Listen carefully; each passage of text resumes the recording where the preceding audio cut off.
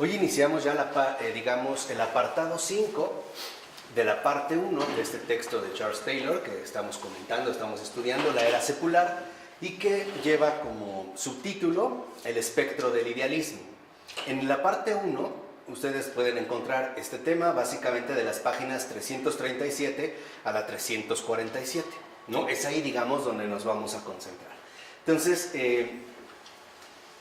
en primer lugar, como menciona Charles Taylor, habría que decir algo acerca de cómo la nueva idea de orden moral, ¿no?, que ya venimos comentando bastante, llegó a adquirir la fuerza que finalmente le permite configurar los imaginarios sociales modernos, ¿no? O sea, ahora, digamos, habría que concentrarse en cómo esta idea del orden moral finalmente va a ser como una parte central de nuestros imaginarios sociales. Entonces dice, en primer lugar, recordemos el contexto, ¿no? O sea, ¿a partir de qué estamos hablando? Es decir, la morada original de esta idea moderna de orden, y es las prácticas discursivas de los teóricos que reaccionaron a la destrucción ocasionada por las guerras de religión y cuyo objetivo era encontrar una base estable de legitimidad más allá de las diferencias confesionales. O sea, en el contexto estamos ya, digamos, en pleno siglo XVI, ¿no?, todavía parte del XVII, donde las guerras en base a la religión que trajo consigo la Reforma Protestante, generaron un clima de bastante incertidumbre e inestabilidad, incluso política, por no decir ya social, en básicamente Europa. ¿Y qué sucede, por así decirlo, en este caso? Lo que sucede es que se va a buscar una alternativa que de cierta manera pueda responder de modo distinto a los conflictos confesionales. O sea, se va a buscar como una alternativa de resolución que no tenga que ver precisamente con, al menos las posturas religiosas que se encuentran como que gravemente en conflicto.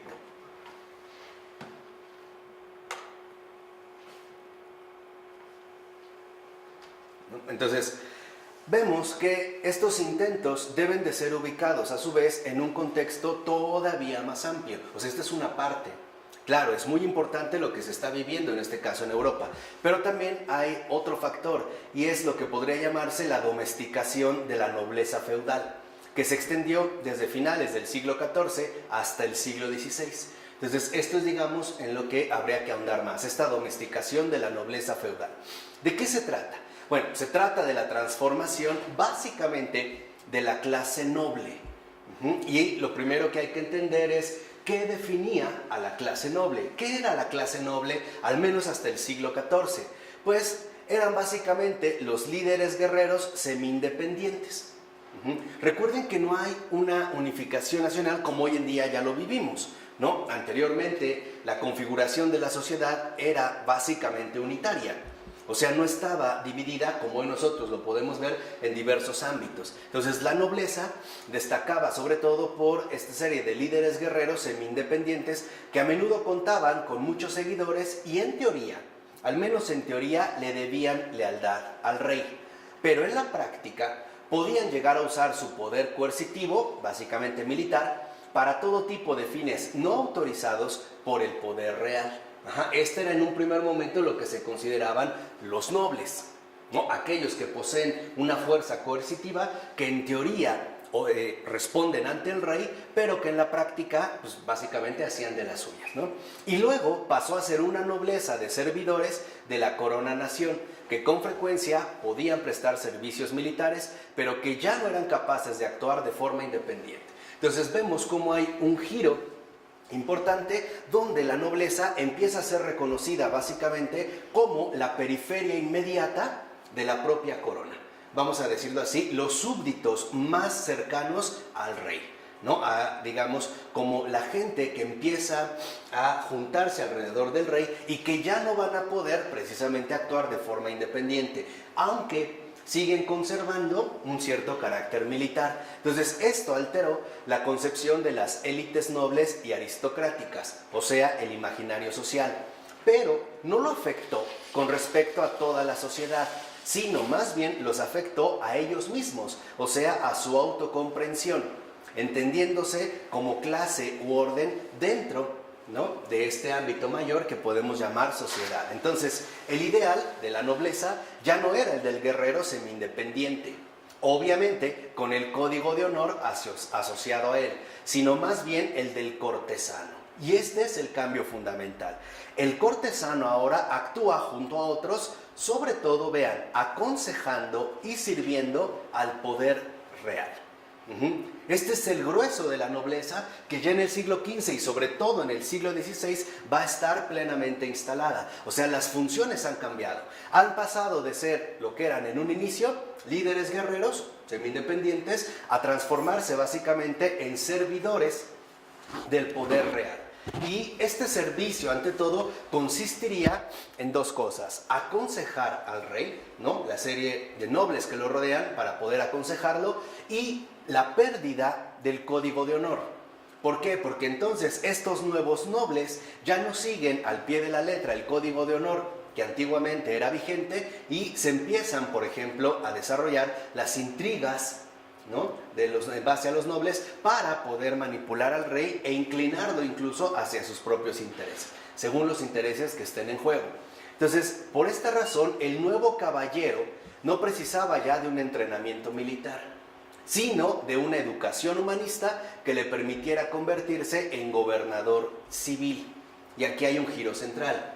La palabra caballero, ¿no?, de los primeros nobles estaba íntimamente ligada con digamos, la posesión y el uso de un caballo. El caballero es el que iba a caballo, y el que va a caballo es aquel que participa, vamos a decirlo así, en toda la serie de situaciones que involucran la fuerza coercitiva, ¿no?, el uso de la fuerza, pues, lo que hoy llamaríamos el uso de la fuerza militar. Pero después ya no.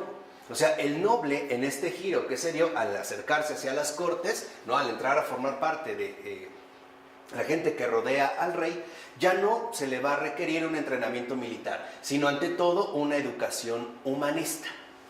Y ese es el primer paso de la domesticación. O sea, en lugar de ser, vamos a decirlo así, lo que eran antiguamente, básicamente guerreros, ahora se terminarán convirtiéndose en personas domesticadas en base a la educación humanista que ha empezado a tomar fuerza a partir del Renacimiento. No estamos hablando en el siglo XIV, principalmente en Italia, donde el estudio, digamos, de las humanitas, la humanitas, involucra ante todo la recuperación y la reintegración de la cultura clásica, básicamente greco-romana.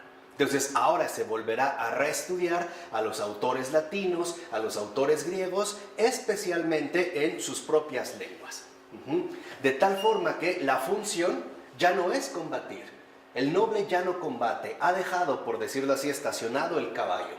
Ahora la función de estos nuevos caballeros es aconsejar, persuadir, primero a los colegas cercanos y en última instancia al poder gobernante. No quiere decir que ahora, en lugar de andar a caballo, ¿no?, ejerciendo un poder coercitivo, ahora se va a concentrar en el arte discursivo. Por ello va a ser tan importante el hecho de la educación para manifestar un perfil de civilidad, y es por ello que se consideraba necesario cultivar las cualidades de presentación personal educadas, presentarse ahora como una persona educada. ¿Cuáles eran estas cualidades? La retórica, la persuasión y complacencia, o sea, a grandes palabras, el buen trato. Así como ganar amigos y lograr un aspecto formidable, humanista, y también tener hospitalidad. Esto es ahora lo que se espera de un noble. O sea, ya no se espera tanto que sea valiente o que esté firmemente anclado en la cuestión del honor y el cumplimiento de la palabra, sino que ahora estos nobles empiezan a constituir, por decirlo así, una clase muy específica que se van a distinguir en último término por el refinamiento humanista que irán adquiriendo, desde la forma de vestir, la forma de la nobleza, hasta sobre todo su forma de hablar. Y por lo tanto, lo que ahora caracteriza a los nuevos nobles, a los nuevos caballeros, es el buen trato. Por ejemplo, lo que hoy llamaríamos las buenas costumbres, ¿no?, los modales de cortesía. De ahí que en efecto se llamen cortesanos. Por ejemplo, la manera de saludar, la manera de dirigirse al rey, la manera de dirigirse a los cercanos, ¿no? Ha cambiado esta figura. Por eso, precisamente, la formación humanista, o sea, en los estudios de las humanitas, van a ser tan importantes para estas nuevas élites. Por eso el Renacimiento va a tener tanto auge, sobre todo en esta clase de los nuevos caballeros. De tal manera que ahora vemos cómo, en lugar de enseñarles a sus hijos a manejar la lanza o la espada, como se hacía anteriormente, ahora había más bien que hacerles leer a Erasmo o a Castiglione, para que supieran cómo hablar con toda propiedad y así causar una buena impresión a través de conversar de modo persuasivo en una amplia variedad de situaciones. Dicho de otra manera, si en un principio la nobleza se concentra en la guerra, ahora la nobleza se concentra en la conversación. La conversación quedará transformada en un arte que es necesario dominar y trabajar de la mejor manera posible. Y esta mejor manera posible se reconocerá como la que aportan precisamente los nuevos humanistas. De tal forma que ahora la nueva nobleza no se caracteriza por su valentía, sino por su educación humanista y por lo tanto por su cortesía. Ahora, esta formación tenía sentido en un nuevo espacio social. ¿Cuál es este nuevo espacio social? Los nuevos modos de sociabilidad, donde los niños nobles o aristócratas tendrían que hacerse un lugar. O sea, ahora dentro de esta nobleza, lo que se busca ante todo es adquirir una cierta posición social. Entonces, a los niños se les educa para que se mantengan en la corte, precisamente como nobles, y de ahí, en pocas palabras, puedan asegurarse un futuro, ¿no? Ya sea a través de un nombramiento, por ejemplo, el hecho de ser llamado caballero o conde o etcétera, lo que hemos conocido, y por lo tanto ganarse y adquirir una posición social. O sea, la educación humanista para la nobleza tenía como propósito el ganarse un lugar dentro de la sociedad, ¿no? De ahí que tuviera que ser bien educado y ante todo, lo más importante, que estuviera bien entrenado en el arte de la conversación, ¿no? En el arte de la conversación humanista. Entonces, el paradigma que definía la nueva sociabilidad no es ya el combate ritualizado, o sea, el combate honorífico, sino ante todo la conversación persuasiva, la plática refinada, la complacencia social en un contexto de cuasi igualdad. Y este aspecto de cuasi igualdad es fundamental, porque ahora, a partir de la conversación, los códigos de honor que antes distinguían a las personas se empiezan a difuminar cada vez más. De tal manera que entonces, en una conversación, tú puedes hablar correctamente al rey y es a través de esta conversación donde aparecerías, por así decirlo, en un nivel casi de igual a igual, al menos en el modo de la conversación. Y algo de esto ha pervivido hasta nuestros días en el hecho de que, por ejemplo, cuando tenemos una entrevista de trabajo, aplicamos los mismos códigos. Nos comportamos bajo las mismas motivaciones. Por ejemplo, utilizamos un trato muy particular, ¿no?, en la persona y sobre todo somos muy cuidadosos en la manera en la cual hablamos. O cuando estamos en ciertos estratos sociales, nuestro modo de conversación cambia constantemente, de tal manera que podemos utilizar términos, ¿no?, particulares que no solemos usar de manera ordinaria y ante todo buscamos causar una buena impresión, ¿no? Seguimos siguiendo la complacencia social. Entonces, de manera que alguien aprendía a conversar, o sea, hablar a las personas en una amplia gama de niveles dentro de ciertas limitaciones marcadas, sobre todo por las reglas de cortesía, porque eso era precisamente lo que se requería para ser agradable y aceptado. O sea, obviamente aceptado en términos sociales, ¿no?, para ser aceptado dentro de la sociedad. Es más, una persona en este contexto no podía llegar a ninguna parte si siempre pretendía imponer su autoridad e ignorar a los que estaban por debajo, o si era tan cohibido que no podía hablarles a los que estaban más arriba. Entonces vamos a decirlo que en esto consistía la prudencia en la conversación. Hablarle a un superior, ¿no?, de manera refinada, y también a un inferior de manera no arrogante.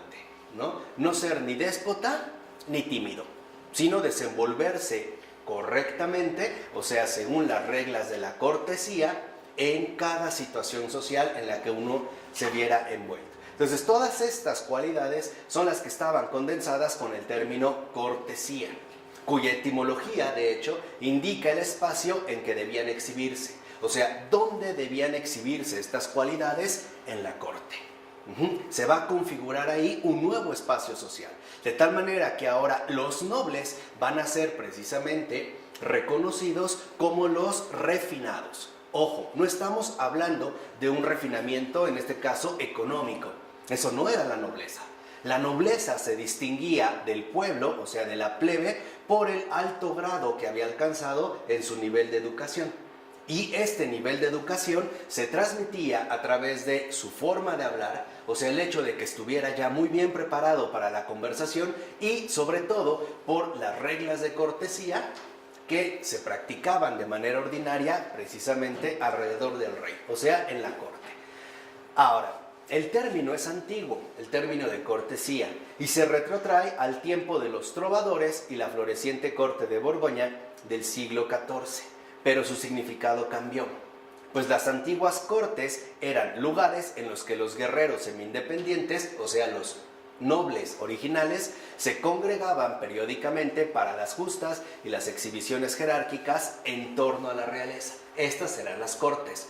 Eran lugares de reunión donde estos guerreros semi-independientes se juntan, ¿no?, a alargar las justas, a ver los pendientes, llegar a algunos acuerdos, establecer algunos compromisos y también manifestar exhibiciones jerárquicas. Por ejemplo, qué tipo de caballo lleva o qué tipo de armadura es la que porta, ¿no? Eso es lo que se hacía, y esta exhibición se da en torno a la realeza.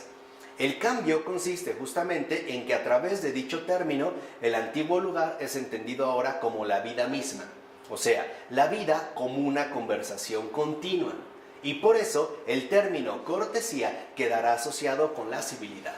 O sea, si bien en este giro la cortesía se vive en la corte, ¿no?, en la gente que rodea al rey, después la cortesía va a extender su significado para instalarse de lleno en la vida social. O sea, en la misma vida de la sociedad. De tal manera que entonces a una persona que forme parte de la sociedad se le exige a su vez que mantenga esta cortesía. ¿Me explico? O sea, primero, vamos a decirlo así, pasa de estar alejado del rey a estar dentro del rey en la corte para después volverse, en pocas palabras, un modo social de convivencia. Entonces, ahora las reglas de cortesía son precisamente las que van a moldear nuestro imaginario social. Y esto lo seguimos viviendo. Por ejemplo, el hecho de que a lo mejor al ir en un transporte público le cedas el asiento a una persona embarazada o a una persona mayor. Si no lo hace alguien, lo que le recriminamos es que rompa estas reglas de convivencia, ¿no? Incluso podemos decir que es un maleducado. Incluso, por ejemplo, se insiste en que habría un modo más respetuoso de hablar a los mayores, ¿no? Hace no muchos años todavía se les hablaba de usted, hoy en día ya es de tú, pero había, digamos, la cortesía se convirtió en un código de convivencia social. Ya no se va a limitar a la corte, a la nobleza que se ha instalado alrededor del rey. Ahora la cortesía debe de ser un rasgo presente en toda sociedad que se jacte de ser precisamente civilizada. De tal forma que veremos, por ejemplo, cómo algunos historiadores a partir de este giro empezarán a hacer este contraste entre las civilizaciones modernas y las civilizaciones bárbaras, que precisamente son bárbaras porque carecen de estos niveles de cortesía, de estos gestos de cortesía. No tienen códigos tan elaborados de conversación y tampoco tienen reglas tan refinadas de comportamiento. Pensemos, por ejemplo, el hecho de comer, ¿no? Mientras que a lo mejor, no sé, algunos pueblos nórdicos podían comer con las manos, ellos ya no. Utilizan ciertos cubiertos. Incluso hemos llegado al extremo de la cortesía, donde podemos ver cómo en un servicio de mesa puede haber muchos cubiertos para ciertas cosas, varios tipos de copas, varios tipos de platos, que la comida se sirva siempre entrando por el derecho, jamás por el izquierdo para salir, de este lado iría el pan, aquí iría la bebida, etcétera, etcétera, etcétera, ¿no? Pero ya se va a asumir como un código precisamente social. Por ello, cortesía y civilidad, o sea, humanidad, es aquello que define y sostiene la sociedad entre los hombres, resaltando ante todo las virtudes que promueven la armonía social y la paz general. O sea, ante los conflictos religiosos que se están viviendo en Europa, la alternativa para encontrar una unidad social va a ser la cortesía. Precisamente la cortesía, vamos a decirlo así, como un espacio neutro en el cual las personas pueden alcanzar un acuerdo de convivencia y por lo tanto promover la armonía social y salir justamente de los conflictos. No sé, estos códigos de cortesía, claro que han ido variando, hasta la fecha se conservan, pero si nos remontamos a la época victoriana en Inglaterra, en el siglo XIX, sobre todo fuertemente influenciada por el puritanismo, vemos cómo estas reglas de cortesía eran sumamente estrictas. Por ejemplo, las mujeres solteras y jóvenes no podían utilizar ningún tipo de rubor en la cara. ¿Por qué? Porque se consideraba de mal gusto el hecho de que una mujer se sonrosara, por ejemplo. Es porque no tenía pudor. Entonces, para conservar estas reglas de cortesía, de armonía social y de paz, las cortinas de las casas de la Inglaterra victoriana eran de terciopelo muy grueso, de tal manera que el sol no pudiera atravesar y darle directamente en la cara a una mujer, ¿no? O estos vestidos largos donde tenían que usar medias precisamente para no exhibir el pie, al menos el pie desnudo, ¿no? Por mencionar, no sé, algunos casos en concretos. Entonces, la civilidad, que ahora se entiende basada ante todo en la cortesía, señala una faceta más de la transición a una élite pacificada, pues se considera que dicha civilidad no es una condición natural de los seres humanos y tampoco algo que se alcance fácilmente. O sea, al menos la cortesía, entendida como el código de civilidad que nos va a llevar a la convivencia pacífica, va a quedar reducida en principio a las élites. Obviamente a los nuevos caballeros, a estos cortesanos que viven alrededor del rey, ¿no? Lo que nosotros podríamos llamar también la línea aristocrática de la sociedad, al menos entre ellos.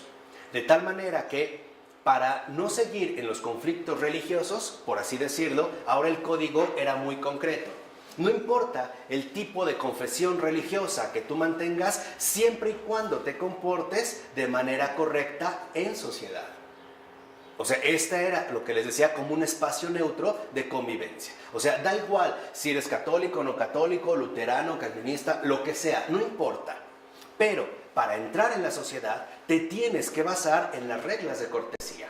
O sea, tienes que entrar en el marco de la civilidad.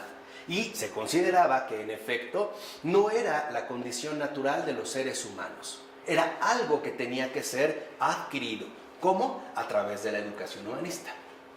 A través precisamente del tener, ahí empiezan los primeros preceptores personales y la aparición de los maestros formativos, ¿no? Que acuden, por ejemplo, a la casa de estos nuevos nobles para que sus hijos reciban la mejor educación posible. Hoy no hacemos esto. Hoy esperamos que esta educación la reciban a través de una escuela, que consideramos que porque es cara es buena, que ya habíamos discutido eso y vimos que no es así. Pero antes no. Antes se busca que estos hijos, vamos a decirlo así, salgan de un estado burdo, ¿no? De naturaleza un tanto salvaje, para que terminen refinándose a través de la educación humanista. Aprendan a hablar y a comportarse. Y que eso también va a involucrar, ¿no? Esfuerzos. Es más, su adquisición, la adquisición de la cortesía, requería grandes esfuerzos de disciplina para poder alcanzar su real objetivo. ¿Cuál era el objetivo de la cortesía? La domesticación de la naturaleza en bruto. Por eso el niño, por ejemplo, será considerado como la condición natural de la ausencia de ley. El niño no tiene ley, no es civilizado. Necesita ser introducido dentro de la dinámica formativa de la cortesía para que entonces el niño se pueda convertir en un agente social, en alguien, en pocas palabras, civilizado. Y esta ley precisamente es la cortesía. Por lo tanto, especialmente los niños tienen que ser remodelados, tienen que ser educados. ¿Cómo? A través de ingresarlos en las reglas de la civilidad, poniéndolos a estudiar latín, enseñándoles, digamos, la métrica de los versos latinos, enseñándole la manera de comer en una mesa, la manera de saludar al rey, ¿no? Estas inclinaciones, su majestad, ¿no? Incluso donde se verá ya, digamos, codificado dentro de los bailes. No sé, si ustedes han visto, por ejemplo, algunas pinturas o en algunas películas han recreado estos momentos donde los bailes se rigen precisamente por los códigos de la cortesía, ¿no? Todos bailan igual. ¿Qué quiere decir? Que todos tienen que manejar exactamente las mismas reglas. Pero si llega alguien que rompe estas reglas, entonces no es aceptado en sociedad. Será, en pocas palabras, relegado, ¿no? Será, en ese sentido, hecho a un lado.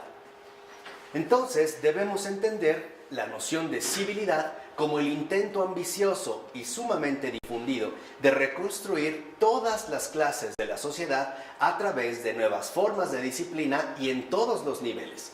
En el nivel económico, militar, religioso, político, etc. O sea, independientemente de que seas soldado, funcionario, noble, carnicero, etc., independientemente de eso, tienes que ser una persona cortés. O sea, tienes que ser una persona socializada. ¿Qué pasa? ¿Esto en qué partes de Europa estaba sucediendo? Pues básicamente en toda la Europa occidental, que es lo que estamos viendo. No, no tanto. Ya para Polonia. Sí, por eso los veían justamente como pueblos bárbaros. Como, exacto, ¿no? Sí, esto, o sea, digamos, principalmente la zona de Francia, Inglaterra. Alemania, que le costó más trabajo, España. Pero es esta línea, digámoslo así, donde ahora vemos que la necesidad de reformar a la sociedad misma se va a poner en manos de la cortesía. Y por lo tanto, la cortesía aparecerá precisamente como el medio más eficaz para pacificar a todos los pueblos, ¿no? Este es precisamente el hecho de la domesticación. El domesticar, ¿no?, a la nobleza y después también a todos en conjunto, ¿no? Al grado de que nosotros también, ciertamente, al menos como creyentes, nos hemos vuelto en gran medida sumamente ritualistas en nuestra relación con el Señor, ¿no? O sea, seguimos apegados a esta noción de civilidad precisamente para no aparecer como bárbaros, como no civilizados, como gente ruda que no ha logrado superar, ¿no?, su ausencia de ley. Entonces, dicho brevemente, podemos ver cómo ante los disturbios religiosos de la época, el ámbito civil intentará dar una salida de reconstrucción total de la sociedad. Y esto sigue ocurriendo hoy en día. Esta es la alternativa en la cual la secularización va a ganar cada vez más terreno. Porque algo es un hecho, y me queda ya muy claro a estas alturas. Cada vez que la iglesia falla, cada vez que la iglesia se debilita o comete algún tipo de equivocación, surgen de inmediato alternativas para tomar el control y la guía de la sociedad entera, de todas las formas posibles, ¿no? Ahí les decía, por ejemplo, hoy podemos ver cómo el hombre religioso en general está desacreditado, no así el hombre educado, ¿no? Y ya lo habíamos visto, cómo esto le va ganando terreno precisamente al manifestarse como una manera de reconstrucción total de la sociedad. Y este es precisamente el rasgo más destacado de la sociedad europea del siglo XVII, o sea, el énfasis en el ordenamiento civil como alternativa y sustituto del orden religioso. Esto es lo que queríamos entender. Por eso, dicho de otra forma, ya no se va a considerar que precisamente el orden religioso nos pueda aportar una verdadera alternativa de renovación social. Tampoco lo va a poder aportar, en este caso, el ámbito político. que también estaban, digamos, insertos en guerras. Ahora todo lo vamos a esperar precisamente del orden civil, de la civilidad. ¿Cómo? A través de ser, por ejemplo, ya no devotos, sino educados. A través de ser no precisamente ya religiosos, sino buenas personas. Que en una clase hablamos de la diferencia del bueno y el santo. Aquí está, digamos, como la raíz de la cual proviene precisamente esta separación. Entonces, hoy, por ejemplo, podemos ver cómo, incluso en términos de los códigos de honor, una persona puede ser corrupta, pero sumamente educada y, por lo tanto, aceptada socialmente. Por ejemplo, pensemos en un político, el que sea. Sabemos de antemano que a lo mejor puede ser que esté en negocios raros o que sea un verdadero campeón de la corrupción. Pero lo que esperamos es que su comportamiento y su conversación sea civilmente aceptable. O sea, no le aceptaríamos un discurso, por así decirlo, no apegado a las reglas de la cortesía, ¿no? Lo que hoy llamaríamos nosotros precisamente las cuestiones del protocolo. ¿Vamos? O sea, la manera en la cual ahora la sociedad se piensa reunificar es a través del orden civil. Y esto, ciertamente, a su vez, fue potenciado tanto por la aspiración a una reforma religiosa más completa, tanto protestante como católica, como por la ambición de los nacientes estados para lograr más poder militar y por lo tanto como una condición necesaria para una economía más productiva. El hecho de buscar una reforma religiosa más completa, que se va a dar, ya lo sabemos, ¿no? Desde el ámbito protestante, pero también desde el ámbito católico, potenció que el ordenamiento civil precisamente tomara más fuerza. Además de que a través de este ordenamiento civil se pudieran estos estados nacientes que empiezan a emerger. Recordemos que antes, dicho sea de paso, no se habla de Europa en los términos nacionalistas en los cuales hoy lo hablamos. No, antes en realidad ni siquiera se entendía la noción Europa. Europa era el continente, pero no la referencia cultural. Más bien se hablaba de la cristiandad. Y esto es algo que hemos olvidado. La cristiandad se acabó con la Reforma Protestante. Precisamente al romper esta unidad que podía tener, vamos a decirlo así, múltiples matices, facetas, ¿no? Podía tener una diversidad inmensa, pero al menos algo unificaba a la cristiandad, ¿no? Lo que hoy llamaríamos precisamente Europa. Y es la necesidad de la salvación que nos ha sido revelada a través de Jesucristo. Esa era la unidad. Pero con Lutero y después sus secuaces, ¿no? Con Lutero y su pandilla, esto se ha resquebrajado. Entonces ya no hay una unidad. Ahora lo que habría serían, digamos, modos particulares de seguir el camino religioso, ¿no? Pero aquí también, bueno, hay de por medio intereses económicos. Entonces, de hecho, estos dos factores a menudo se entrecruzaban, pues los gobiernos reformadores, pensemos por ejemplo en la antigua Suiza, vieron en la religión una muy buena fuente de disciplina.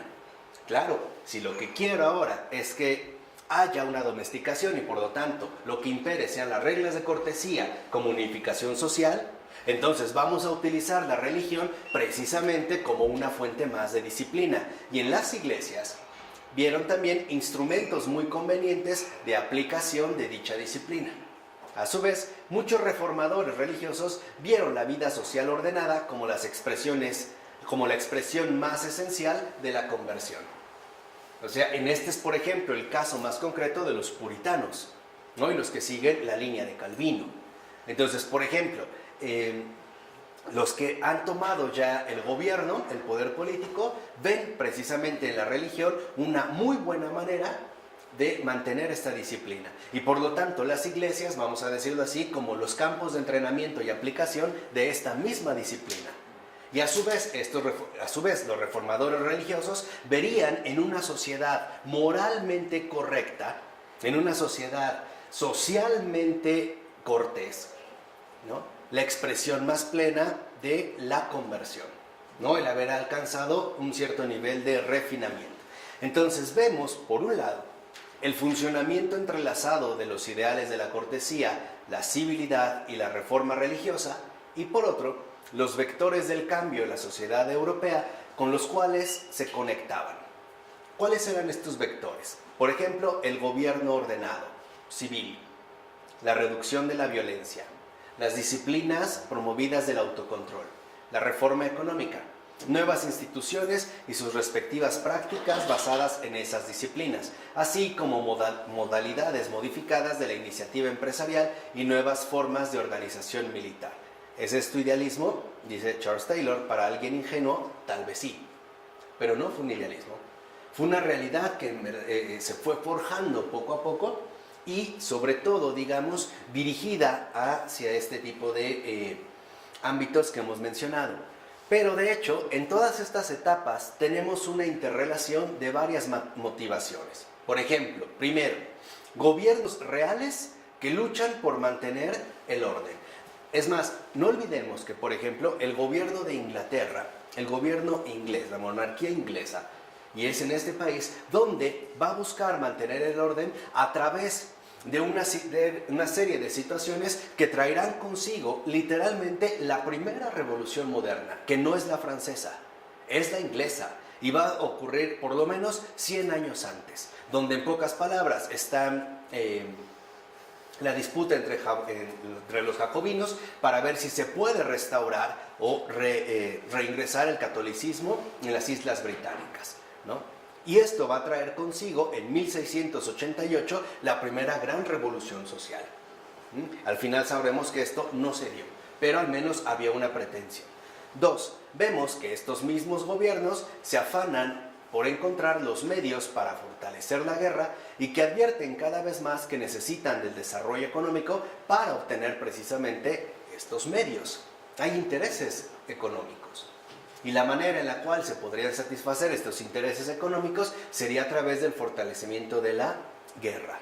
3. Aparecen también nuevos estratos ajenos a la nobleza que podrían surgir si sirviesen a otros gobiernos reales, o bien si se dedicaran al comercio. Hay otra alternativa. Ya no tengo que pertenecer a la nobleza, o sea, estar en las cortes para tener una posición social. Puedo volverme un comerciante y por lo tanto, ¿no?, una persona adinerada, que es lo que va a dar pie justamente a la incipiente burguesía, que ya venía tomando fuerza, de hecho, desde el siglo XIII y desde el siglo XIV. En gran medida, habrá un momento donde la aristocracia choca con la burguesía, precisamente porque el burgués tendrá dinero, pero no refinamiento. Y esta va a ser, digamos, también como una especie de distinción social. Y 4, el poderoso impulso que aportó el ímpetu de la reforma y que involucró a gran cantidad de personas que frecuentemente presidió cambios a los que era difícil resistirse.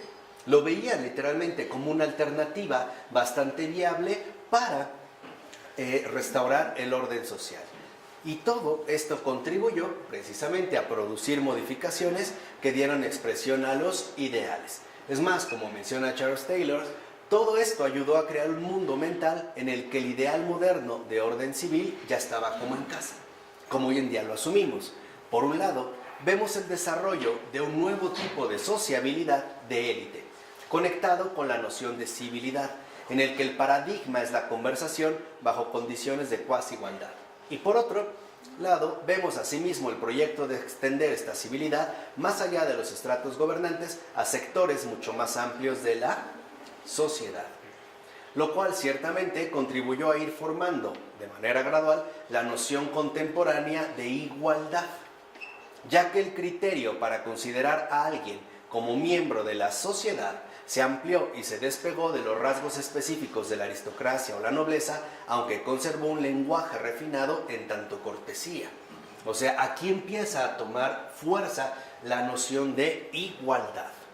Ya, digamos, al buscar extender la civilidad más allá de la corte o de los círculos socialmente restringidos, ahora podríamos empezar a vernos unos a otros como iguales, por lo menos como personas que, dadas las circunstancias, o sea, si es que se ha adquirido realmente la formación civil, ¿no?, las reglas de la cortesía, podríamos, ¿no?, hablar sin ningún tipo de problema. podríamos generar un espacio de convivencia en ese sentido común. Por eso, la concepción ampliada de civilidad, que ahora frecuentemente se denomina cortesía, siguió estando dirigida al objetivo principal de lograr una armonía y así facilitar las relaciones sociales. Pero ahora debía mantener unidas a las personas de diferentes clases sociales y operar, por tanto, en una serie de nuevos espacios de encuentro y socialización, que ya no son las cortes, ya no son los lugares privilegiados de las élites, sino, vamos a decirlo así, lugares más amplios de concurrencia. Por ejemplo, los cafés, los teatros y los jardines. Y ya no precisamente las cortes o las parroquias. Ya no. Ahora, esta igualdad se empieza incluso, por decirlo así, a manifestar en espacios socialmente definidos. Por ejemplo, en un café puede haber nobles y no nobles, pero bajo las mismas reglas de cortesía, siempre y cuando se cumplan con estas reglas de cortesía. Lo mismo se produciría en los teatros y sobre todo en los jardines. Es en los jardines como espacios abiertos donde gente de todo tipo de toda clase puede concurrir siempre y cuando respete las mismas reglas de cortesía.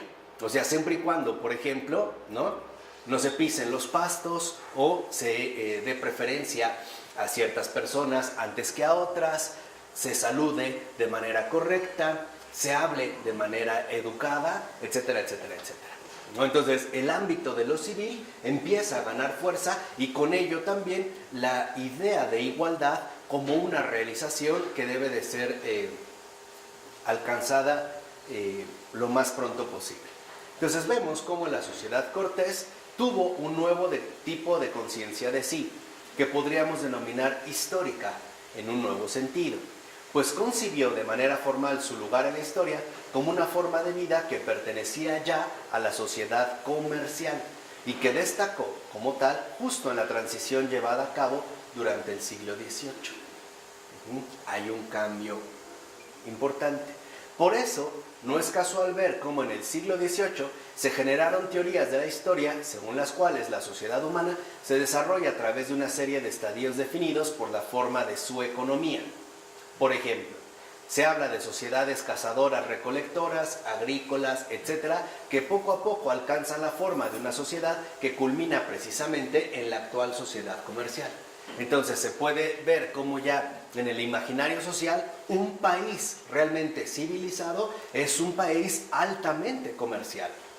Y hoy lo podemos ver, por ejemplo, a partir de lo que llamaríamos las grandes potencias.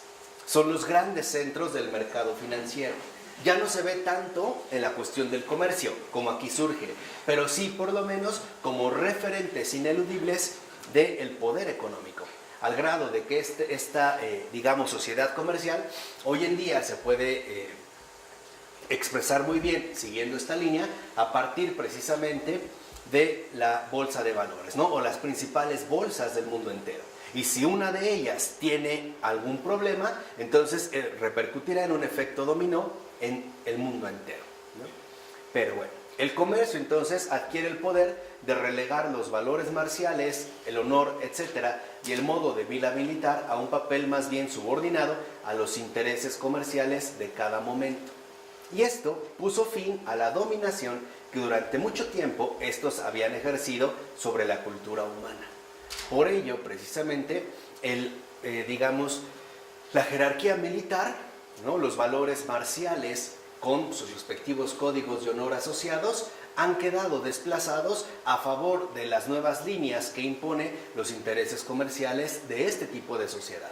Vamos a decirlo así. Ahora, nuestros principales valores no son valores marciales, son valores comerciales, con todo precisamente lo que ello implique.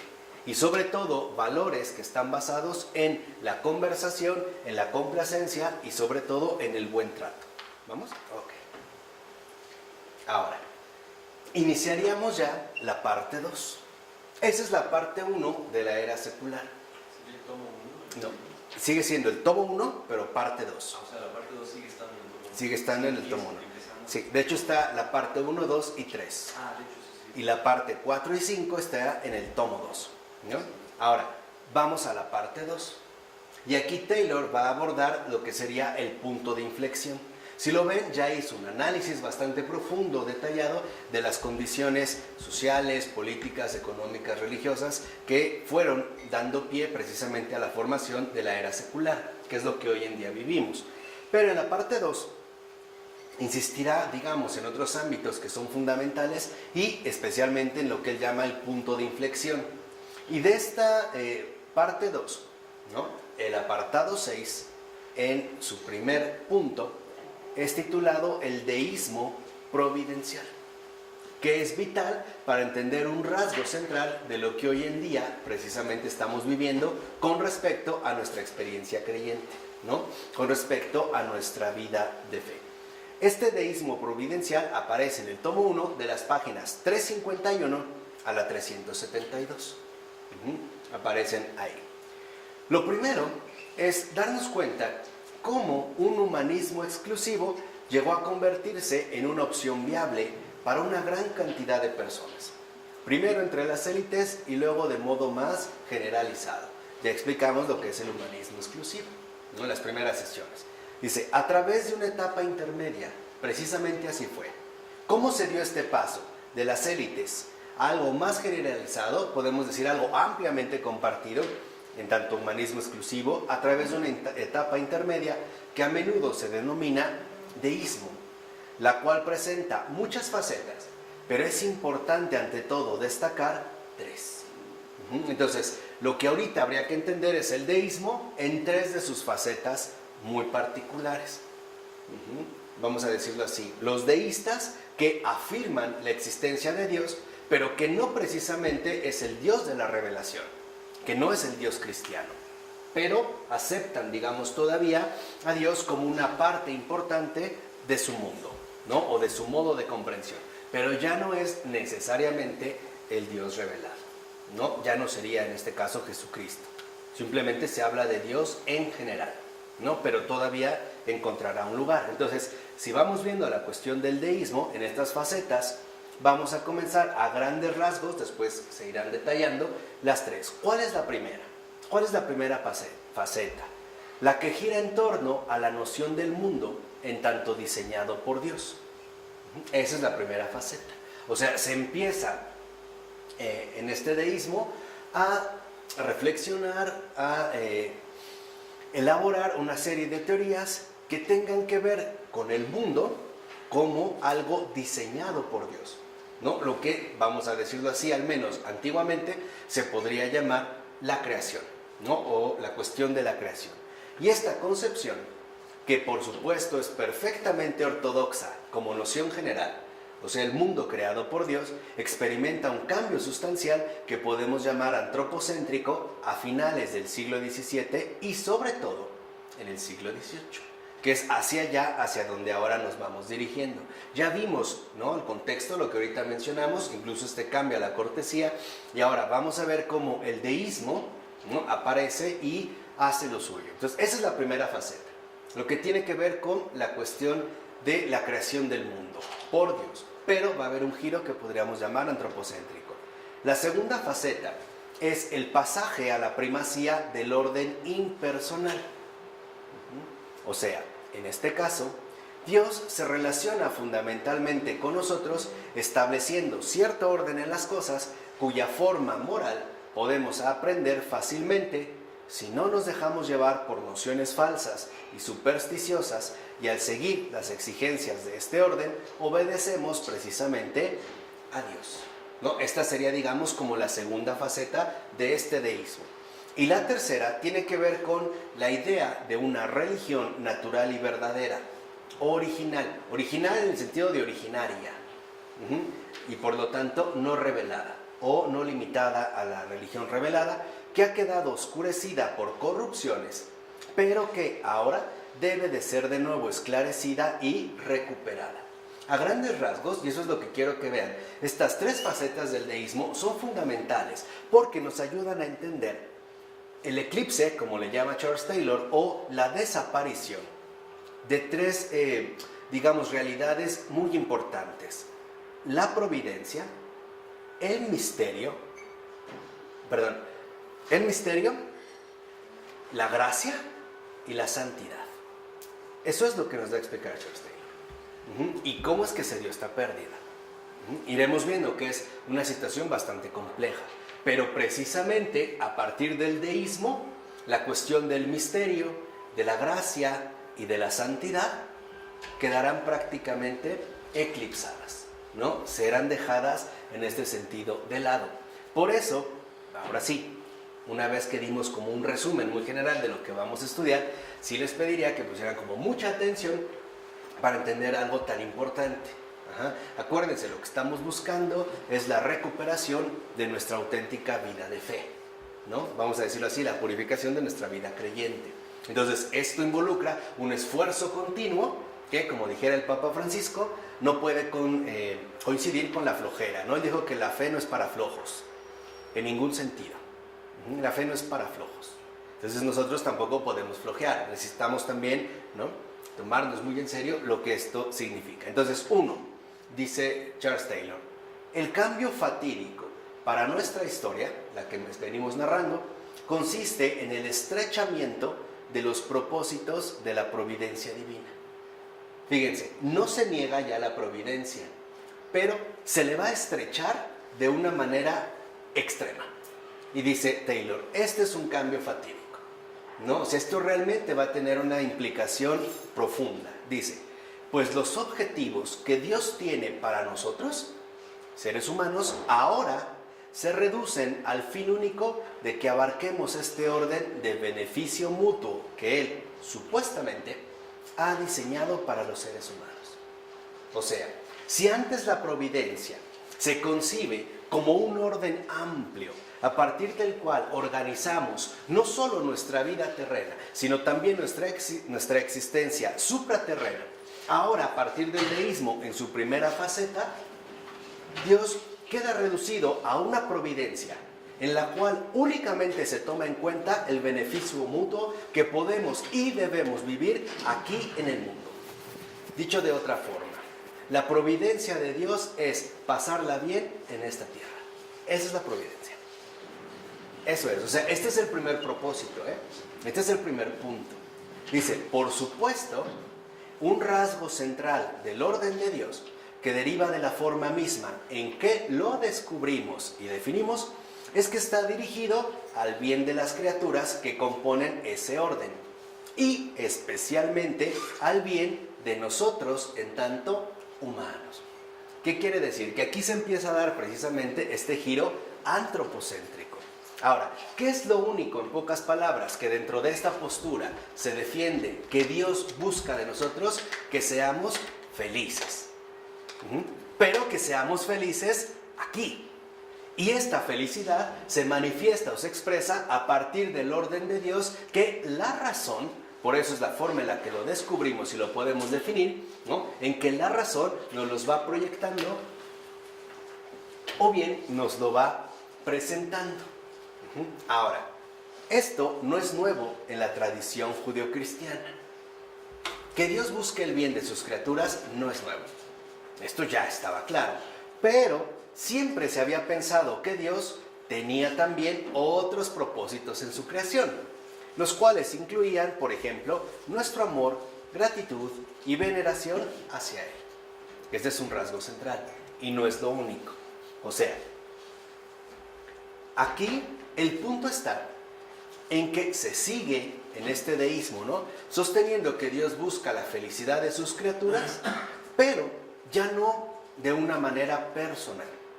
Ya no habría por qué dirigir un amor, gratitud y tampoco una veneración hacia Él, o sea, hacia Él en tanto Dios, aunque se siga reconociendo que el orden del mundo ha sido diseñado por Dios y que debe de ser en este sentido respetado y guiado. Incluso varios de los ilustrados radicales seguían manteniendo esta postura deísta. O sea, no aceptaban el cristianismo, pero seguían hablando en estos términos deístas, de Dios como una idea, o mejor dicho, como una exigencia de la razón. Entre ellos, por ejemplo, por muy paradójico que nos pueda parecer, se encontraría Voltaire. Voltaire es deísta. O sea, de hecho, Voltaire estaba en contra de que se rompieran este diseño que Dios ha puesto, por ejemplo, ya en el orden mismo de las cosas. Por ello va a ser, digamos, tan diferente a la postura de un Diderot, o de un de D'Alembert, o de un Holbach, el barón de Holbach, que ellos sí buscaban una ruptura total con este orden establecido. ¿Vamos? Entonces, si no hay veneración, no es necesario la iglesia, ni el culto, ni No. sacerdocio. No. O sea, a ver. Dios tiene iglesia. Sí, o sea, Dios sin Dios. ¿No? Por decirlo breve, Dios sin Dios. O sea, Dios como concepto, Dios como idea. Incluso podemos decir Dios como un producto necesario y sublime de la razón misma. ¿No? Como un concepto, digamos, un Dios, idea. Ahora, de manera entonces que el reconocimiento de Dios revela a su vez una exigencia que va más allá de la bienaventuranza del hombre. Esto era anteriormente. O sea, la tradición judio-cristiana significa que entonces no todo se reduce a nosotros. Y por lo tanto, no todo se reduce a la manera en la cual nosotros vivimos aquí. Pensando que, claro, aquí vamos a ser felices y aquí se acabó todo. No, también involucra que nuestra relación con Dios en la tradición judeo-cristiana sobrepasa nuestra propia realidad humana. No se limita a lo que vamos a vivir aquí y ahora. ¿Vamos? Eso es en la tradición. Por el contrario, ¿no? Aproximadamente en el pasaje del 17 al 18, donde se dan, digamos, como los cambios más sustanciales, tiene lugar un cambio antropocéntrico notable, el cual tuvo el efecto de reducir el papel y el lugar de lo trascendente. Ahora todo se empieza a enfocar desde una postura inmanente. No nos interesa lo que haya más allá. Nos interesa lo que podemos adquirir, alcanzar y conocer más acá. Vamos a decirlo así, ya no hay una trascendencia, sino que ahora el énfasis se pone en la dimensión secular. Dice Taylor, ciertamente el primer cambio antropocéntrico llega con el eclipse de la idea de que existe un propósito adicional, o sea, extrahumano, y por lo tanto de la idea de que le debemos a Dios algo más que la realización de su plan. Esto es lo central, este es el primer cambio. Lo único que le debemos a Dios es la realización del plan que Él ha puesto en el diseño del mundo, nada más. Y por lo tanto, el propósito de Dios es estrictamente humano, nada más, no hay otro. Dice, lo que básicamente significa que solo le debemos el logro de nuestro propio bien. Y este es el punto central, este es el cambio antropocéntrico. No le debo una adoración, sino la realización de mi propio bien. Esa es mi deuda con Él. Para eso Dios me ha creado, para realizar mi propio bien. ¿Dónde? Aquí.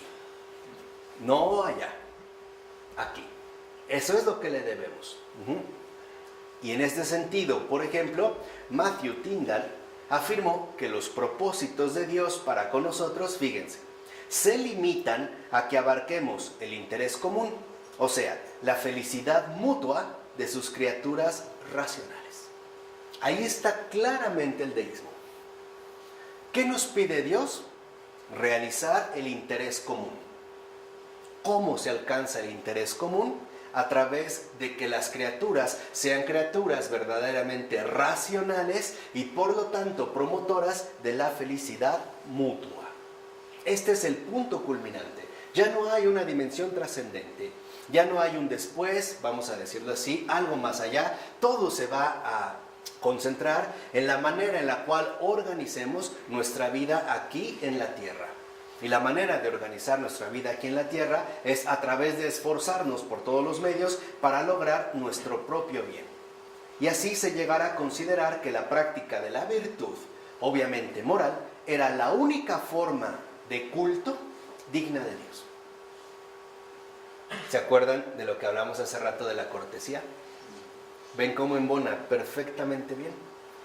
Entonces, ahora, ¿quiénes son las personas que realmente dan culto a Dios? las personas que son moralmente perfeccionadas. Las personas, en pocas palabras, podemos decir que han enganchado muy bien con el ideal de cortesía que se vino desarrollando, como lo vimos, desde el siglo XVI al paso del siglo XVII. Por ello, en pocas palabras, se va a pedir, por ejemplo, que ahora Dios no nos pide nada de santidad, porque la santidad involucraría algo fuera, ¿no?, de nuestra condición secular. No, lo que nos pide es ser virtuosos, moralmente virtuosos. O sea, tendríamos que formar un mundo de seres moralmente perfectos, ¿vale? Al menos esta sería la pretensión, sin negar a Dios. No se niega a Dios, simplemente se le reduce, por así decirlo, como surgirá ya, ahorita lo podemos recordar, como surgirá ya de manera muy drástica en Kant, donde Dios parece quedar reducido a un imperativo categórico, ¿no? Prácticamente Dios y el imperativo categórico, o sea, la ley moral por excelencia, serían equivalentes, ¿no? No habría por qué preocuparse de un más allá, en Kant es muy claro, sino cómo debemos vivir acá, bajo qué reglas o bajo qué códigos morales debemos ordenar nuestra propia vida. ¿Vamos? En tal caso, fíjense, los objetivos de la religión y la política son los mismos. O sea, serían las bases exclusivas del interés común. Se empieza a forjar un proyecto que ya no toma en cuenta para nada la cuestión de la trascendencia, sino que todo será elaborado a partir de la inmanencia. De hecho, el abate de Saint-Pierre acuñó el término de, ¿cómo se pronuncia? Bienfaisance. No, bueno, bienfaisance, la beneficencia para expresar lo anterior. Es el primero que utiliza el término de beneficencia. Y este término se convirtió en una noción clave de la Ilustración. Vean, ya no se habla de providencia, se va a hablar de beneficencia. Así como hoy en día, por ejemplo, no hablamos de gracia, sino de beneficios. Si ustedes lo ven, es la misma línea. Por ejemplo, te ofrecen que abras una cuenta de banco en tal lugar. ¿Con qué te enganchan? Con los beneficios que esto te va a traer. De aquí viene. Desde aquí viene. Que ahora nuestra atención se concentre en los beneficios que podemos obtener aquí, ¿no? Y por lo tanto, en el desarrollo del interés común. Entonces, esto trajo consigo, primero, el incremento de la tendencia humanizante. O sea, tal y como el movimiento ilustrado destacó por encima de todo lo demás. De lo que se va a poner en el centro, de lo que se va a hablar, por ejemplo, es del ser humano. De ahí su carácter netamente antropocéntrico. Y dos, el hecho de que la dimensión trascendente de la fe, por ejemplo, se volviera cada vez menos central. Empezamos, por así decirlo, a dejar la fe a un lado para acercarnos cada vez más a la moral. Esto es lo que se ha puesto en juego. Yo le adelanto un poco para que vean hacia dónde va, pero el problema grave es la reducción de la religión a moral, a moralismo. El hombre religioso es aquel que tiene bien establecidos y es el más fiel cumplidor de todos los códigos morales que exige esta misma vida religiosa, ¿no? Por eso, por ejemplo, los moralistas religiosos son los que, no digo ni una grosería, no fumo, no bebo, veo, no sé, una mujer desnuda en un programa, me tapo los ojos, ¿cómo es posible? Qué barbaridad, pero allá va. O sea, ¿por qué? Porque le evaluamos a partir, en este caso, de la moral. Y esto nos trae consigo el segundo cambio. ¿Quedó claro el primero? El segundo es el eclipse de la gracia. Que esto es lo más fundamental dentro de esta faceta, ¿no? El eclipse de la gracia. ¿Por qué? Porque ahora se llega a pensar que a fuerza de razón, de razonamiento y disciplina, obviamente la disciplina es entendida en términos de virtud moral, ¿no?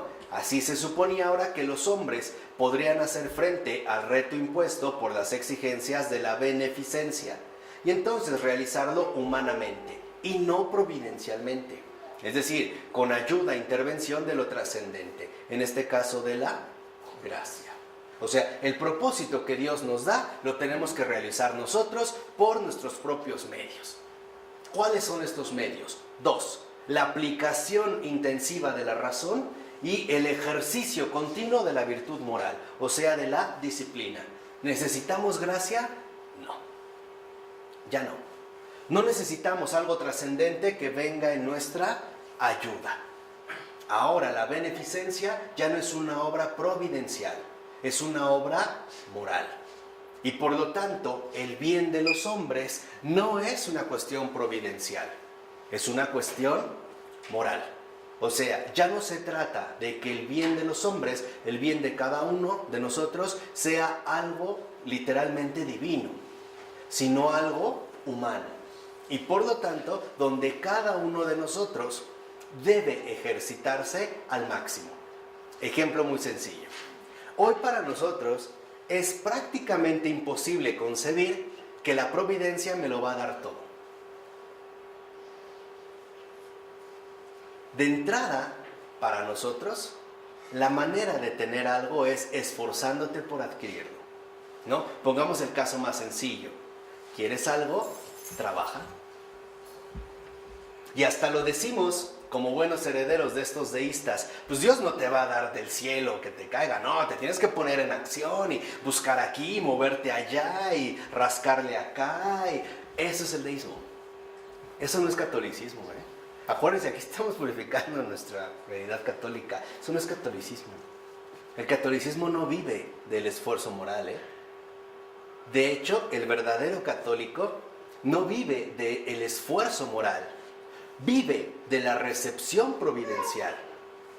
En esencia, el católico no es activo, es pasivo, es receptivo, porque sabe que su realidad humana debe de ser fecundada por la afluencia continua de la gracia.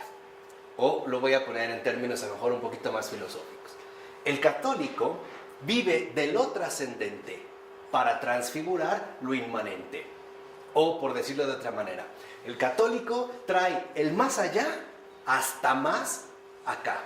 Pero para ello tiene que ser dócil, tiene que ser pasivo, tiene que ser receptivo, tiene que ser orante, en primer lugar, no actuante. Por eso el verbo se encarna, viene de allá ¿para qué?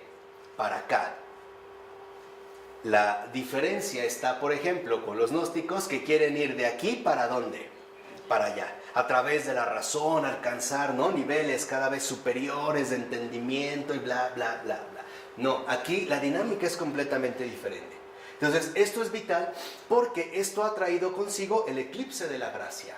Hoy muchos de nosotros, vuelvo a insistir, estamos convencidos que para tener algo tenemos que trabajar y trabajar y trabajar y trabajar y trabajar. Punto. Porque eso es lo que Dios quiere de nosotros. Por así decirlo, Dios detesta a los huevones. No es cierto, No es verdad. Los puritanos sí, no, los odian. Por eso les decía que dentro de la visión protestante, ¿no?, por ejemplo, los religiosos, los contemplativos, no tienen cabida, porque no se esfuerzan. ¿Sí me explicó? Esto es el eclipse de la gracia. Entonces, para supuestamente alcanzar la beneficencia, o sea, la bienaventuranza humana, o sea, nuestra felicidad humana, lo que tenemos que hacer son dos cosas: pensar y actuar. Pensamiento y acción. Y esta acción, precisamente, que sea una acción dirigida por la virtud moral. O sea, en este caso, por la disciplina. Ejemplo, ¿no te alcanza? Trabaja el doble. Doble turno. Triple turno. Cuando a lo mejor lo más sencillo sería ponerse de rodillas y esperar la gran sorpresa que Dios nos podría tener. Así de sencillo. Porque Él nos dijo, ¿no? Mi yugo es suave, mi carga es ¿qué? Ligera. Aquí no hay ligereza, ni suavidad. Hay una exigencia moral inmensa. Bueno, entonces, aquí desde luego, Dios tiene aún un papel. Claro que sí, o sea, no le vamos a dar una patada en el trasero para echarlo fuera. No, todavía le vamos a dar un papel. De hecho, a menudo incluso se le adjudican 2 papeles, no 1, 2, para que vean qué generosos son los deístas. No solo 1, 2. Primero, sí, Él nos creó y nos dotó de razón. Y en algunos casos, o sea, no en todos, nos dotó también de benevolencia. Y son precisamente estas facultades las que nos permiten organizar las cosas y llevar adelante su plan. O sea, Dios nos creó, nos dio todo lo necesario y Él se fue de vacaciones. Y ahora arréglense ustedes. Ya. Tenemos razón y en algunos casos, no todos, buena voluntad. Entonces ya, como que Él dijo, ya hice mi creación, estoy harto de ustedes se arreglan como pueden, yo me voy de vacaciones. Ese es el primer papel. Y el segundo, en caso, fíjense, en caso de que esto no bastara, o sea, con esto tenemos, con la razón, ¿no? Y la virtud moral, la vida moral. Pero si esto no fuera suficiente, si fuéramos tan necios, tan bestias, tan torpes, o sea, tan estúpidos, como para no realizar el plan que Él espera de nosotros, entonces Él estaría al final del tiempo como juez, prometiendo distribuir recompensas de regocijo inimaginable, pero también castigos de terrible agonía. Y estos últimos, los castigos, se concentrarán en nuestras mentes al realizar la tarea que tenemos entre manos. O sea, es la manera en la cual se nos daría todavía un plus motivacional. ¿No? Es esto, ¿no? Tenemos un plus motivacional. Si no le echas ganas y te esfuerzas, entonces te esperan castigos terribles. Entonces tenemos que vivir bajo esta especie, ¿no? de motivación mental. Es que si no Dios me va a castigar, es que si no Dios me va a condenar, es que si no, no sé qué va a pasar. O sea, necesitamos una especie de vitamina motivacional, sí, ¿no? Los condenados del Papa, los sacerdotes, esos son los condenados. ¿Sí? Y en esta línea, entonces, por ejemplo, vamos a ver cómo diversos autores discreparon en cuanto a si confiaban más en la benevolencia intrínseca, o sea, realmente en la realidad humana, o dependíamos de la cuestión de las recompensas y castigos. Esto va a ser en gran medida, por así decirlo, la discusión deísta de estos tiempos. Habrá quienes digan, no, sí, el hombre es bueno. Habrá quienes digan, no, no es bueno, necesita que se le espante. Necesita precisamente que se le den algo así como golosinas, dulces, a través de las recompensas en el cielo, pero también amenazas, ¿no? Para irlo corrigiendo a través de los castigos terribles que le esperarían si no realiza la tarea que tenemos. O, en términos más generales, si no nos basta la razón y la moral, entonces contamos con la revelación. No sé si me explico con esto. Si no nos basta la razón y la moral para hacer lo que Dios nos pide, realizar su plan, ¿no? La bienaventuranza humana, entonces tendríamos como adicional la revelación. O sea, lo que nos ha sido revelado precisamente como un añadido para encabezar o para encaminarnos hacia la realización de este plan, de este propósito, el bien humano. O en términos más concretos, a ver. Si no nos es suficiente la moral y la razón, el ser racionales y morales, pues entonces tenemos la religión. Pero no es necesaria. No va a ser necesaria. Y es ahí hacia donde llegarían algunos. Nosotros tenemos la Biblia sin la religión. No, bueno, en el caso de los protestantes. Pero algunos van a decir, no, ni eso.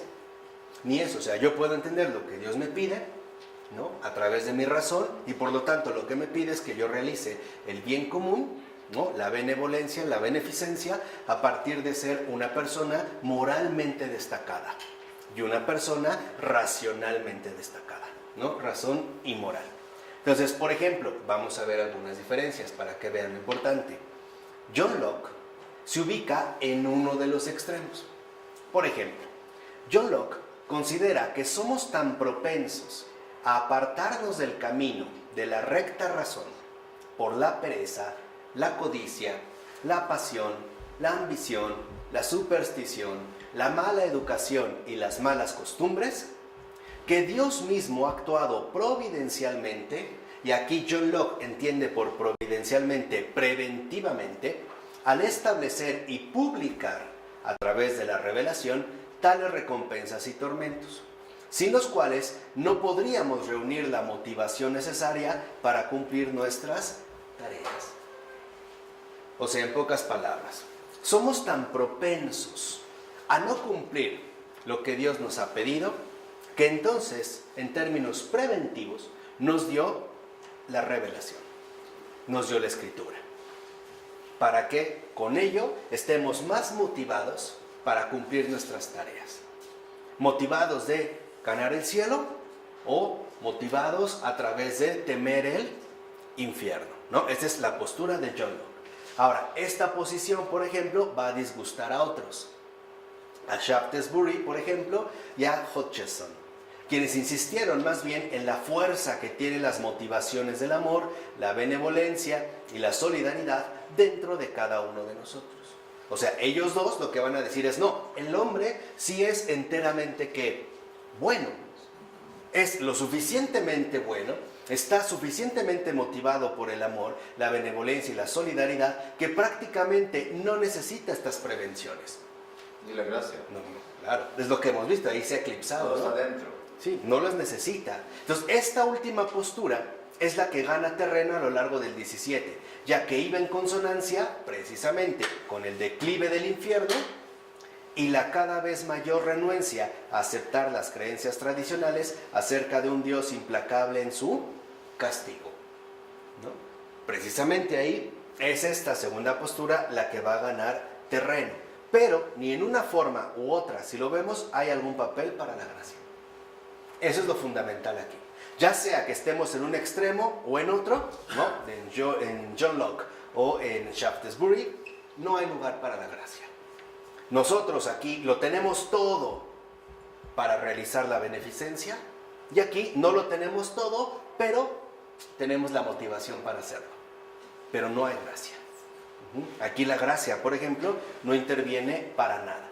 Y el tercer cambio que podemos ver surge a partir de los dos primeros. O sea, el sentido del misterio se desvanece.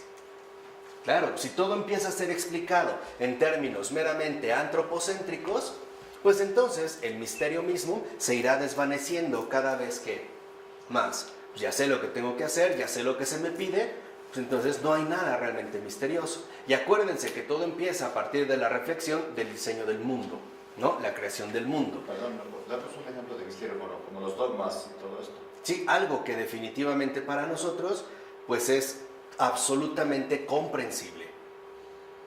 O sea, recuerden que el misterio es algo inagotable, no de entrada inaccesible, porque a veces decimos, no, es que es un misterio, así como que no podemos decir nada. No, sí, del misterio podemos decir muchas cosas, pero nunca todo. Eso es el carácter fundamental del misterio. Por ejemplo, entender cómo el Señor se ha encarnado de una virgen, es un misterio. O sea, podemos decir algo, mucho, pero nunca todo. O sea, el misterio es algo inagotable, no algo inaccesible. ¿Por qué? Porque nosotros como criaturas pues somos finitos. Y entonces podremos hablar del misterio en la medida de nuestras posibilidades, pero nunca agotarlo completamente. Aquí ya no, aquí cambió. ¿Por qué? Porque a comienzos de siglo surge una aseveración extrema hecha, por ejemplo, por John Toland, que fue un filósofo racionalista y libre pensador. De hecho, es el primero, John Toland, que otro obispo, filósofo, George Berkeley, escocés, le llama así, ¿no? Berkeley le llama a John Toland libre pensador. Y es considerado pionero en el movimiento filosófico de la Ilustración, el cual, precisamente, si la gracia ha quedado eclipsada, si el misterio ya no tiene cabida, pues entonces el movimiento filosófico de la Ilustración, que empieza por John Toland, se centra en, uno, criticar las instituciones eclesiásticas, o sea, en tanto iglesia, y en proponer una igualdad perfecta en individuos libres, o sea, en tanto Estado. ¿No? El movimiento ilustrado, precisamente, lo que va a criticar fuertemente es la iglesia y el Estado, o sea, cualquier tipo de autoridad, cualquier forma de autoridad. ¿Y cuál va a ser su estrategia favorita? el apelar siempre a las nociones de igualdad y de libertad, que ya en la Revolución Francesa tomarán su máxima expresión. Pero estas son sus armas, ¿no? Para acabar con la Iglesia y con el Estado. De hecho, él va a escribir una obra que se llama Cristianismo sin misterio, que es lo que hoy muchos siguen. Y en el siglo XIX lo veremos, por ejemplo, a través de la crítica liberal. Dicen, sí, es que Cristo, Jesús de Nazaret, sí existió, pero no como Dios. Pero es real, se dieron situaciones dadas, pero todo lo que después se inventó, que de la resurrección, que el reino de los cielos, esto es invento de los apóstoles, especialmente de ese Pablo, ¿no? Como muchos hoy le achacan que Pablo es el inventor del cristianismo. O sea, en pocas palabras, que sí hay Cristo, pero no iglesia. O sea, Cristo sí, pero iglesia no. Eso es de Pablo. Ese es un invento de Pablo y de sus seguidores, ¿no? De su secta. Pero en realidad Jesús ni estableció una iglesia, ni el sacerdocio, ni dijo todo lo que la iglesia después nos vino a imponer. Al grado de que, por ejemplo, un Espinosa, que también ya ajustaremos las cuentas, ya voy más o menos por él, son legión, ¿eh? Son un montón estos, son un montón. De verdad, son legión. En serio, a mí me sorprende. Me da vértigo, porque salen nombres y nombres y nombres, y pues dices, ¿dónde estaban estos? Son impresionante la cantidad que son. Spinoza, por ejemplo, decía que en realidad el cristianismo se reduce a algo muy fundamental: el modelo ético perfecto de Jesús. Todo lo demás, los dogmas, las nociones de misterio, todo esto son inventos de lo que se ha llamado iglesia. Basta con quedarnos con lo que Jesús nos ha mostrado, y es la vida éticamente perfecta, ¿no? El modelo de vida moral perfecto. Ahora, esta aseveración que hace Toland lleva hasta su plena conclusión una tendencia más amplia, que ya se empezaba a generar desde antes, y que otros eran todavía renuentes, como que les daba miedo, como que sí, como que no, a poder articular. Entonces, el punto en este caso es el siguiente. Vean, ¿no? Este es, digamos, como el punto concreto. Si los objetivos que Dios tiene para nosotros solo comprenden nuestro propio bien, y esto puede leerse a partir del diseño de nuestra propia naturaleza, pues entonces aquí no puede haber ningún otro misterio. Ese es el punto. Si lo que Dios quiere, lo único que quiere para mí, o para nosotros como seres humanos, es nuestro bien, y esto lo podemos entender a través de nuestra propia naturaleza, o sea, a través del ejercicio de la razón, pues no necesitamos de ningún misterio. Todo ya está aclarado, ¿no? Todo ya estaría, digamos, plenamente expuesto. Es decir, si hacemos, fíjense, si hacemos a un lado uno de los misterios centrales de la fe cristiana, el del mal, si hacemos de lado esto, que el mal se entendería como el de nuestro alejamiento de Dios y de nuestra incapacidad de regresar a Él sin ayuda, o sea, sin gracia, pero vemos que toda la motivación que necesitamos ya está allí, ya sea nuestro interés personal bien entendido o nuestros sentimientos de benevolencia, o sea, según Locke, según Shaftesbury, entonces no hay otro misterio en el corazón humano. Así de sencillo. La noción de misterio ha quedado eclipsada. Ha sido precisamente, ¿no?, hecha a un lado. No hay otro misterio. ¿Por qué? O no tenemos, o seríamos propensos a caer, pero entonces ya tenemos la motivación que necesitamos, como lo dijo John Locke, o bien ya todo está en nosotros, en los grandes sentimientos de benevolencia que nos pueden caracterizar, y entonces no necesitaríamos absolutamente saber nada más. Ya no es necesario. Entonces, soy bueno y no necesito salvación. No, exactamente. Soy bueno ya. Esto es justo lo que está de por medio. O sea, en pocas palabras, para el deísmo, la salvación no es relevante. Porque la Biblia es como cualquier otro libro. Ya no es palabra de Dios, ya no es palabra que edifica, que entra. Sí edifica moralmente, Normalmente, pero no providencialmente. O sea, no es palabra viva. Sería un libro que nos puede dar gran altura moral, como lo podrían hacer muchos otros libros. ¿Vale? En ese sentido. por eso toman una parte chiquita y esta ya, con eso. Sí. Con eso, digamos, en este caso es suficiente, ¿no? No sé si se acuerdan que en su momento Joseph Ratzinger estableció un diálogo con Jacob Neusner, que es un rabino, un judío rabino, y que escribe precisamente Un rabino habla con Jesús, donde básicamente Neusner lo que hace es, ¿no?, en una bonita narrativa, presentarnos a un judío rabínico que se sienta a escuchar a Jesús en el Sermón de la Montaña. A todo le dice que sí, menos cuando Jesús dice, ahora ven y sígueme. Yo soy, eso no. Ahí es cuando Neusner, desde su postura muy sincera, dice, ¿por qué tuviste que afirmar que eras Dios? Si lo que nos habías dicho estaba perfecto. O sea, no nos hubieras hablado de ti. Con la doctrina que nos diste era perfecta. ¿Por qué tuviste que hablarnos de ti? Y al hablarnos de ti, afirmar que eras Dios. Ahí ya no lo puedo seguir. Pero es sincero. O sea, es honesto. En pocas palabras, sí a la moral, no a lo providencial. Sí a lo humano, no a la gracia. ¿Por qué? Porque para ellos en realidad todo ya estaba aquí, en nuestra naturaleza y lo que nuestra razón precisamente había descubierto. Todo aquello que fuera más allá de este tipo, por ejemplo, de pretensiones deístas, pues entonces en pocas palabras va a ser descartado. Punto. O sea, saldría en ese sentido ya fuera del panorama. Entonces hacían selecciones, digamos, del Evangelio. Esto sí, esto no, esto sí. O sea, no creo que dijeran el ejemplo moral perfecto de Cristo cuando dice mi cuerpo es pan. O sea, por ejemplo. Sí, claro. Hacían, digamos, que selecciones. Uh-huh. Pero estas elecciones tenían que ver con un nuevo tipo de exégesis bíblica que va a venir a partir precisamente de las exigencias racionales. O sea, digamos que aquí lo central está en que lo aceptable es aquello que mi razón comprende, lo que se ajusta a mi razón. Ese es el estrechamiento, ¿no? Ahora es como decía en uno de sus libros Chesterton, ¿no?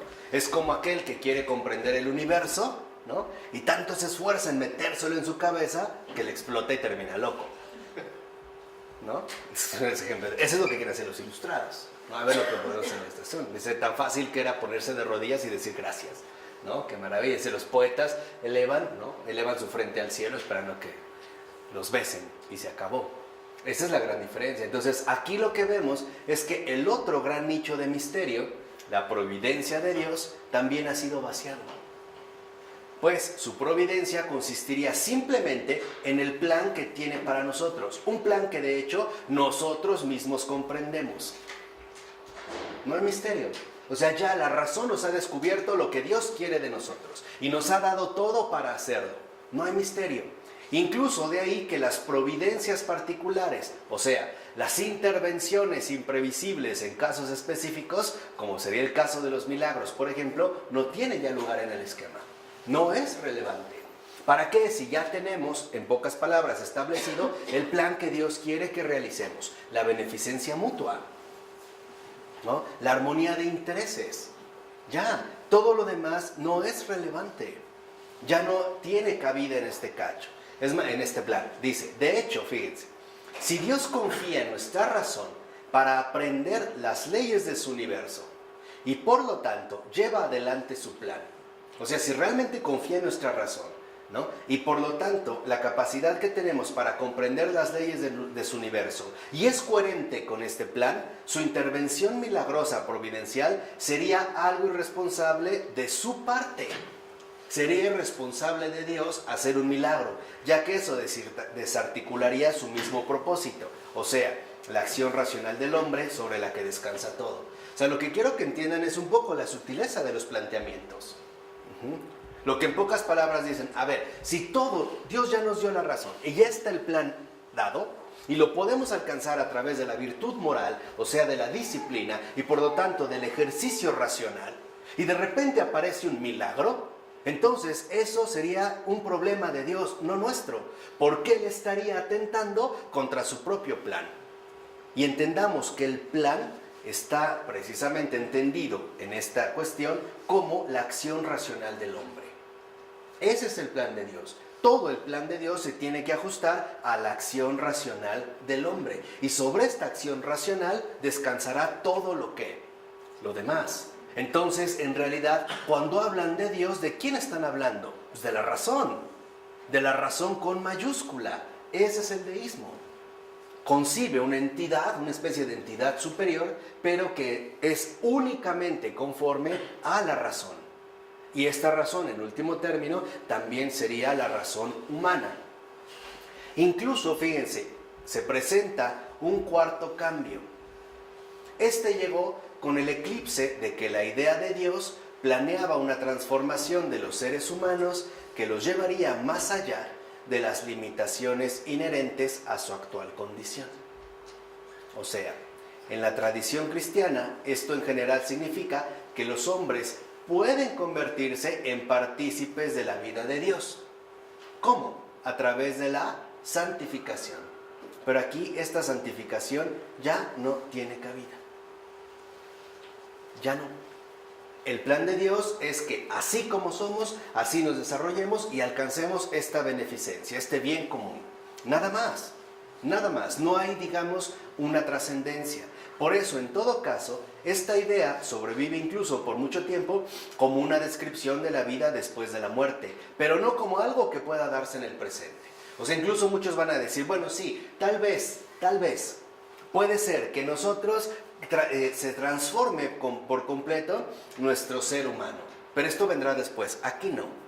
Mientras estemos aquí, esto no es posible. Entonces, ¿qué subyace en realidad a todos estos cambios? Lo siguiente, y esto es lo fundamental, de hecho ahí vamos a terminar, pero esto es lo fundamental. Primero, una insistencia en una religión más simple. O sea, sin misterio.